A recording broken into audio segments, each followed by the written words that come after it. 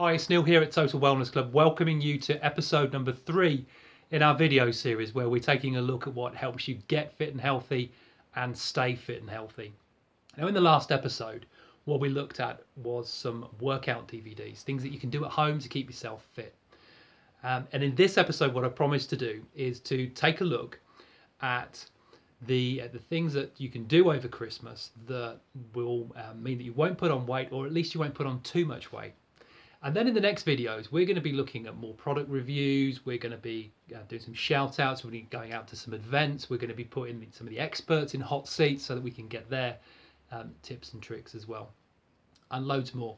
So if you want to make sure you get all of this great content, then please hit the button down below and subscribe, because then we can keep you notified in terms of what's coming up and when it's coming up so that you don't miss out on anything. So in this video, what I've promised to do is to take a look with you at what you can do to get you through Christmas so that you don't put on too much weight, or you don't put on any weight, because that would be amazing, wouldn't it? That would be brilliant. So that you don't have to start the new year in that, oh no, I feel really sluggish, I've got to go out and lose some weight. So when I mention Christmas though, here's the thing. I could easily be talking about Easter. I could easily be talking about some holidays, or any time you get together with family and friends to celebrate life. Because the thing is that food and drink has always been used through the centuries for celebration, for celebrating life. And this Christmas isn't going to be any different. You know, let's make our peace with that. We're probably going to indulge, unless you have been told by your doctor or by your nutritionist, actually you need to lose some weight and you need to eat this and avoid that, or unless you're an athlete in training, the chances are you are going to indulge. So let's be honest about that, and let's start from that place. Now, the next thing is to think about really is what are the two things that you need to kind of keep in mind. Well, it really is all about food and drink. And I think it's mindset around your food and drink, and mindset around your exercise. Because if you want to keep weight off, it's about how much you put in your mouth, and it's about how much you move your body. It really is pretty much that simple. Now, there's a couple of things with mindset and food, so let's talk about those first. I think the first thing to really consider is quantity. You know, what's enough? When do you stop? You know, do you stop eating when you feel absolutely full and need to go and lay down on the living room floor, or do you stop when you start to feel a little bit full? You know, do you eat as much as you can Christmas Day? Do you eat as much as you can on Boxing Day and then panic on the 27th of December? One of the things that I've learned is that over the years, I found it very easy to put weight on. You know, I can put on like half a stone over Christmas Day and Boxing Day without any problem at all. And I'm not proud of that. It's just the way that my body type is. And I need to understand that, and I need to work with it. And if you've got the same sort of body type where you put on weight easily, then this really will help you.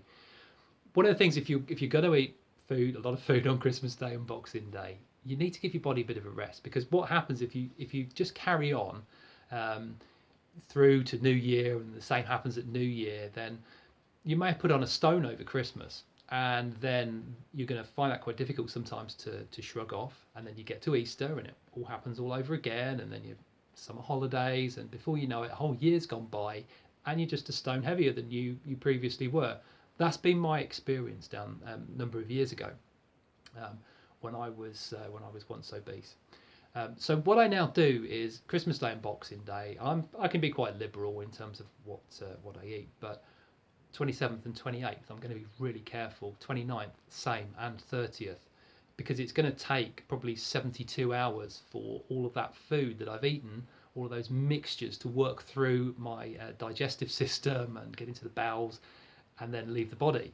So you've got to give the body time. So for 2 to 4 days after Christmas, I'll be doing things like I'll be having juices, I'll be eating soups. Jason Vale has got some great recipes in one of his books about soups and foods, and I recommend that to you to take a look at if you're looking for something that will help and support you.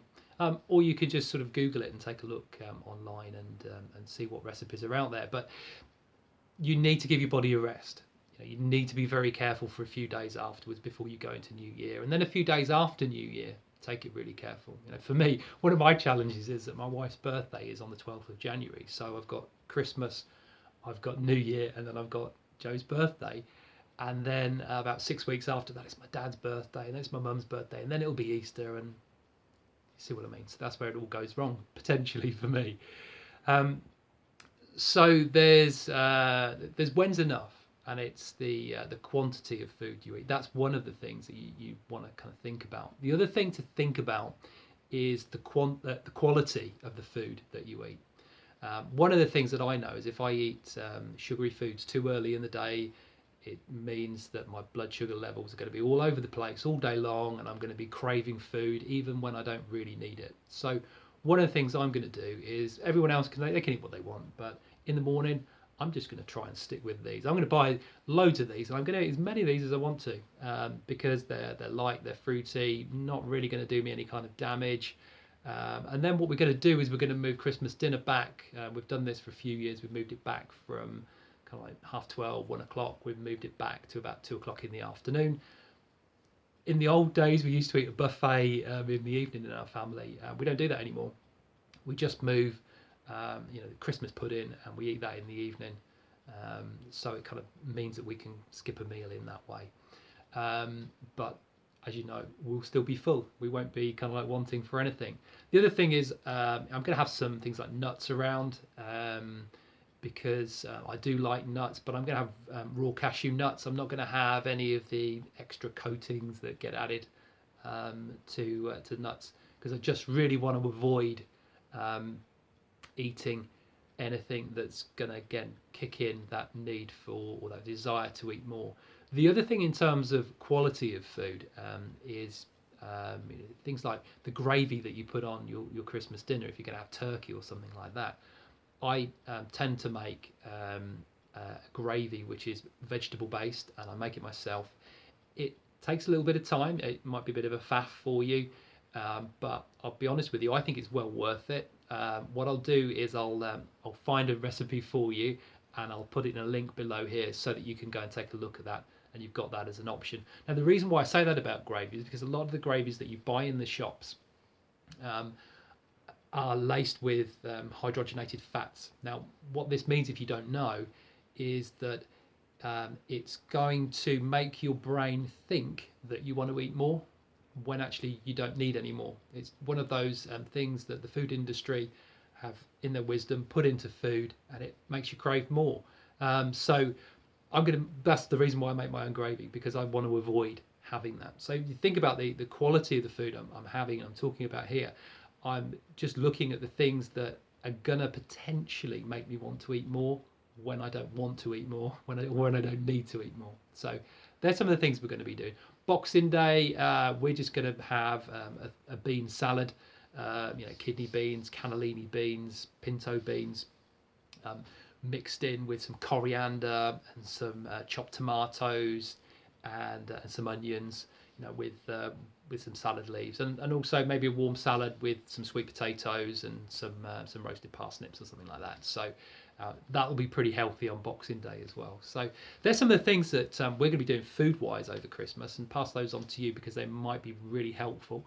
I'm also going to delay trying to get into all of the Christmas food until Boxing Day, but I do know we've got some family events coming up as well, so that's going to be a little bit tricky to do. One of the reasons why I've become so kind of thoughtful and planned over Christmas is because a few years ago I was losing quite a lot of weight. I'd lost about 20 pounds in weight during the year, and then about 10 weeks before Christmas I was away for some work for about 10 days, and during those 10 days I ate a few things that were a bit off plan, and then I came back and I caught cold when I got back home, and then I didn't exercise and I was comfort eating, and that went on for about 10 days again, and then I went away for work again, and then I came back and either that cold reared its ugly head again or I got another one. I didn't exercise, the comfort ate, I didn't exercise, and then we were into Christmas, and by the time we'd had Christmas and got into New Year, I'd actually put on more weight. I'd put on 22 pounds, so I put on more weight than I'd lost in the whole year. in those 9-10 weeks leading up to Christmas. And I never ever want to have that happen again. So that's why I'm thinking so clearly about Christmas and the snacks that I'm going to eat and the meals that I'm going to eat. It's planned out, and that is one of the things I want to say around food is plan your food as well as you possibly can with the knowledge that you've currently got. And we'll be increasing your knowledge through these videos over the coming months. So the other thing I want to talk about is mindset and exercise. Because when you sit around at Christmas, you might start to feel a little bit sluggish. You might not kind of feel like you want to move, but that's the time when you really want to move your body and start doing some things. Christmas Day, if it's a nice day, we'll definitely get out for a walk, even if it's just for 20 minutes. Boxing Day, I will probably want to go out for a run first thing in the morning. That might be sort of 30 minutes. It won't be a run where I really push myself because there'd just be no point because of what I've been eating the previous day. It would be quite heavy while I was running. So I'm just going to go out and have a run. And I think on the 27th I'm out for about 4 hours at a dance. So I'm going to obviously be working off quite a few calories in that way. It's finding what works for you and what's fun for you. One of the things that I did is I came into December. At the end of November, I had a week off where I didn't do any exercise, hardly at all, apart from some stretches, very, very light. And then during December, I've been building the intensity of the cardio work that I do and the weight work that I do, just so that as I come up to Christmas, my body really is more of a fat burning machine. And then during the Christmas week, I will still exercise, won't be too tough, won't be too hard. But then coming into the new year, I'll be straight back at it again. And I wanted to, the point of this is really for me is I want to enter that new year being in a good position, but if there's any excess weight, I want to be able to burn it off. The other thing I'm thinking of as well is looking at what program that I could do or personal development I could do where I could learn something more about food or exercise in the new year. So I'll be sharing that with you in one of the coming videos. So that really is what I wanted to say today about looking at Christmas, how you can get through Christmas without putting weight on, or at least without putting too much on. And looking forward to seeing you in the next video. I think we've one more to come before Christmas. So take care. Bye for now.